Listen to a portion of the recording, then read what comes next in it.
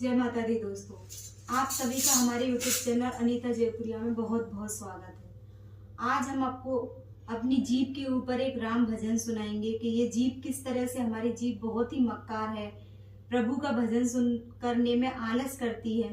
तो चलिए जीभ के ऊपर एक भजन सुनाते हैं।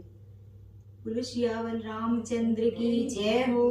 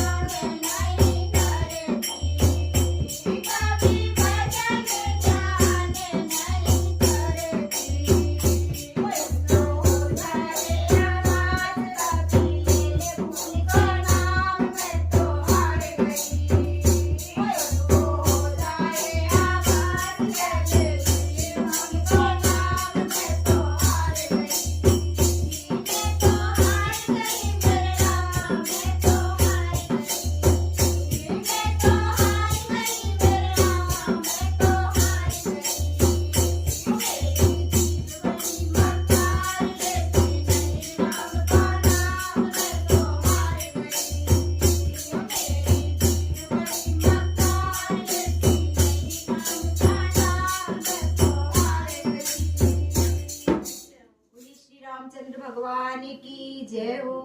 अगर हमारा भजन आपको पसंद आया हो तो प्लीज लाइक करें, शेयर करें, कमेंट करें और हमारे चैनल को अधिक से अधिक सब्सक्राइब करें। जय माता दी।